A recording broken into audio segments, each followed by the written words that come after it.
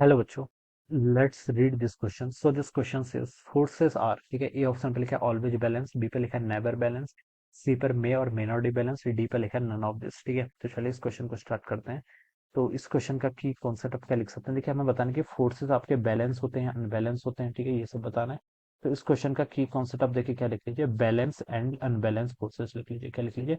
Balance and unbalanced forces, this will be the key concept. अब बच्चों देखिए, balance और अनबैलेंस फोर्सेस होते हैं क्या, हम इसको समझ लेते हैं। बैलेंस फोर्सेस का मतलब होता है, देखिए, जगह आपका नेट फोर्स क्या हो जाता है, जीरो के इक्वल हो जाता है, ठीक है। यानी कि देखिए, आपके फोर्स तो एक्ट कर रहे हैं, लेकिन उनका सारा इफेक्ट क्या आ रहा है, जीरो के इक्वल हो जाता है, ठीक है। जैसे चलिए मैं एक इंक्लाइन सरफेस से समझाता हूँ इसको, ठीक है। इसमें दोनों टाइप के फोर्सेस आएंगे, ठीक है। ये आपकी कोई बॉडी देखिए किसी के इंक्लाइन प्लेन पर रखी हुई है, ठीक है। तो बच्चों मैं ये बता सकता हूँ यहाँ पर, इस पर एक mg फोर्स लेगा किसमें, वर्टिकल डाउनवर्ड डायरेक्शन में या फिर towards the centre of the earth, ठीक है। तो mg फोर्स तो आपका ऐसे लग रहा है, ठीक है। अब ये एक mg फोर्स लग गया, ठीक है।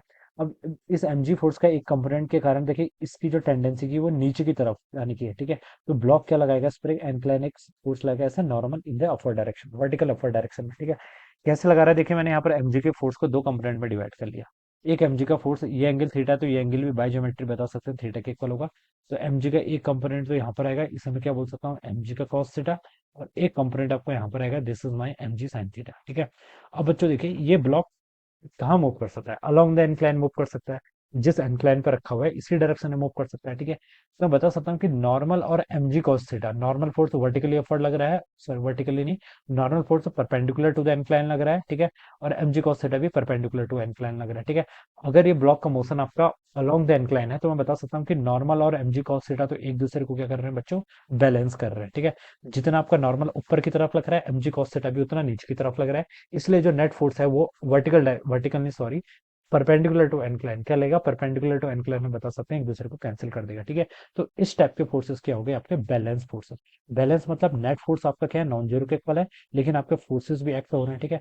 तो ये किसका एग्जांपल आपका, बैलेंस फोर्स, ठीक है। मोशन आपका परपेंडिकुलर टू एनक्लाइन, कुछ भी इफेक्ट नहीं हो रहा है, ठीक है। तो बैलेंस फोर्सेस का एग्जांपल हो गया कि ऊपर की तरफ जितना फोर्स लग रहा है उतना ही mg cos थीटा उसको क्या कर रहा है, बैलेंस कर रहा है। तो इसलिए इसको बैलेंस बोल देते हैं।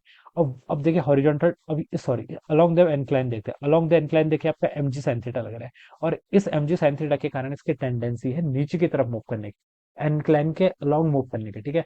तो बता सकता हूँ कि एनक्लाइन के अलोंग, ठीक है, ये एक्सिस मान लीजिए, चलिए मैं एक्सिस भी डिफाइन कर लेता हूँ। ये मेरा प्लस एक्स एक्सिस है, ये मेरा प्लस वाई एक्सिस है। तो फोर्स क्या लग रहा है आपका, माइनस, चलिए इस डायरेक्शन को नेगेटिव भी मान लेता हूँ मैं, ठीक है।